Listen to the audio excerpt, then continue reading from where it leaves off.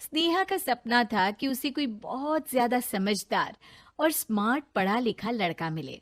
लेकिन कहते हैं ना, जो भाग्य में होता है होता वही है। देख, मैं साफ कह रही हूँ, लड़की के बाप के पास भर भर के पैसा है। अरे एक बार लड़की ने तुझे पसंद कर लिया तो समझ के पैसे की तो नदियां भर जाएंगी, लेकिन फिर भी तेरी प्यास नहीं बुझेगी बेटा।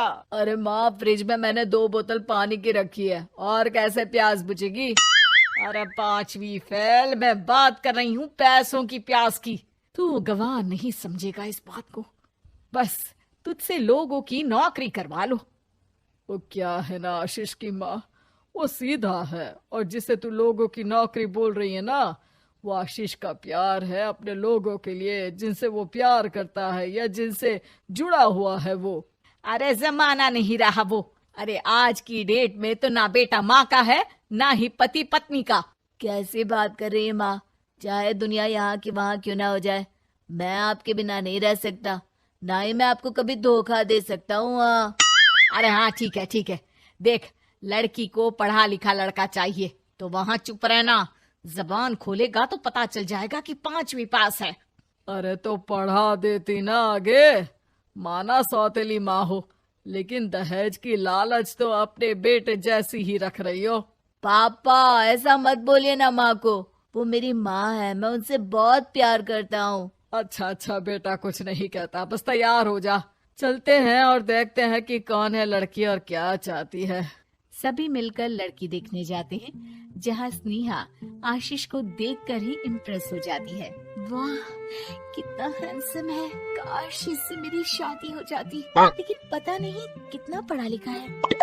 स्नेहा, लड़का बहुत अच्छा है, बेचारी की माँ दूसरी है, लेकिन देख रही है ना, हीरा भी इतना चमकीला नहीं होगा जितना कि ये। स्नेहा को समझ नहीं आता कि वो क्या करे। वो आशीष से मिलती है, उसकी सादगी, उसकी बातें उसे भा जाती है। मैंने नहीं सोचा था कि इतना पढ़ा लिखा लड़का मुझे मिलेगा। मैं शादी करने के लिए तैयार हूँ। और फिर स्नेहा और आशीष की शादी हो जाती है। शादी के बाद सासू माँ कहती है, अरे बेटा, वो तेरे जेवर मुझे दे दे, मैं संभाल कर रख दूंगी। स्नेहा, जो कि खुद भी एक समझदार लड़की थी, नहीं नहीं, मैं अपने जेवर नहीं दूंगी। उसके लिए तो मैंने पहले ही लॉकर खुलवा लिया था माँ जी। ये मेरी कुछ आर्टिफिशियल ज्वेलरी है, इसे रख लीजिए।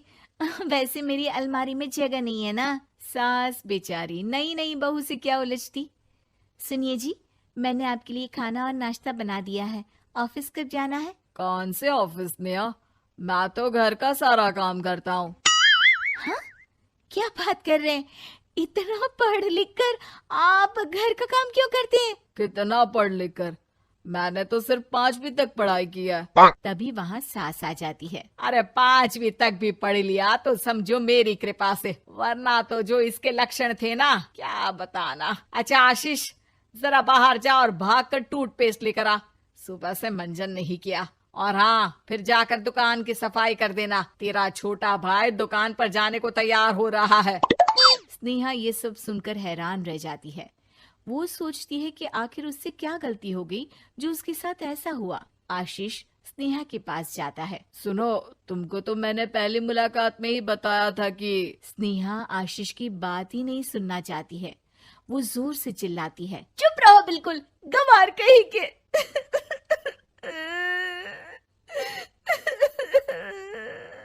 कितना बड़ा धोखा हो गया मेरे साथ। अब मैं इस घर में नहीं रह सकती। प्लीज ऐसी बात मत करो, मेरी पत्नी हो तुम, जैसे बोलोगी मैं वैसा करूंगा। मैं कोशिश करूंगा बाहर जाकर कोई काम ढूंढ लूं, पर प्लीज मत जाओ। चुप रहो गंवार कहीं के, मैं तुम्हारे जैसी की बीवी हो ही नहीं सकती।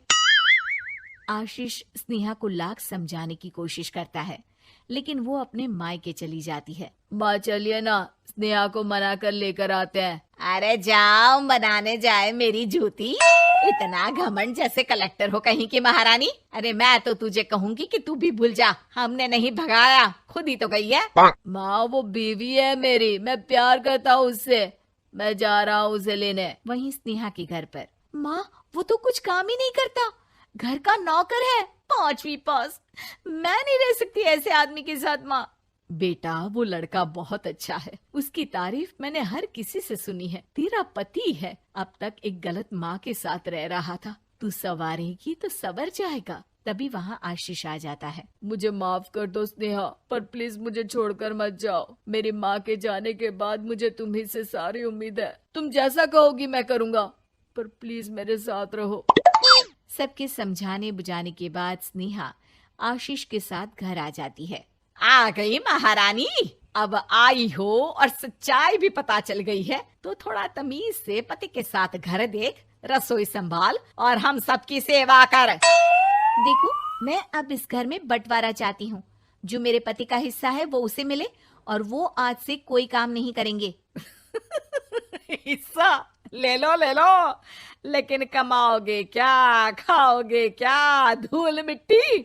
अरे तेरा पति किसी काम का नहीं है, वो तो मेरा बेटा कमा रहा है तो 2 रोटी मिल जाती है इसे। तभी वहाँ स्नेहा के ससुर आ जाते हैं।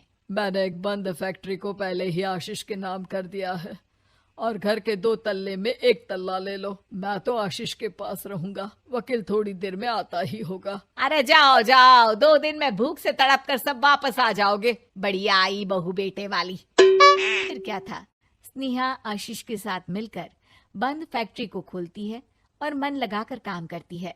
दोनों की मेहनत रंग लाती है और आशीष अपनी मेहनत से एक सफल बिजनेसमैन बन जाता है। लेकिन एक दिन, अरे बहू बेटा आशीष, मुझे माफ कर दो, मैं भी अब तुम लोगों के साथ रहना चाहती हूँ। इस कमबख्त ने तो दुकान का बेड़ा गर्क कर दिया। वो तो आशीष था जो सारा दुकान का काम संभालता था। बेटा हमारे पास तो अब खाने को भी नहीं बचा। माँ जी, इसे कर्म के फल कहते हैं। खैर, खाना है तो आपको और आपके बेटे को काम करना पड़ेगा, समझी? हे भगवान, अब ये दिन आ गए हैं कि बहू के साथ रहने के लिए मुझे काम करना पड़ेगा। बेटा आशीष, तू ही समझाना अपनी बीवी को। पता है ना मैंने तुझे कितने प्यार से पाला है। हाँ माँ, वो तो ऐसे ही बोल रही है आपको। अरे घर में कामकाज के लिए बहुत सारे नौकर चाकर है, आप आराम से रहिए माँ। स्नेहा आशीष का अच्छा और सरल सच्चा व्यवहार देखकर मन ही मन सोचती है, मेरा पति गवार ही सही, लेकिन दुनिया का सबसे अच्छा इंसान है।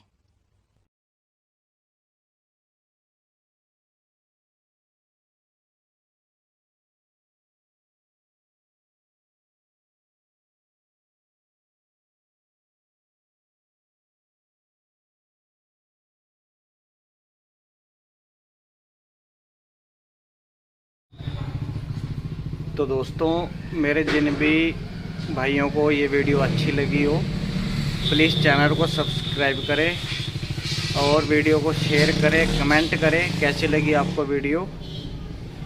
Thank you.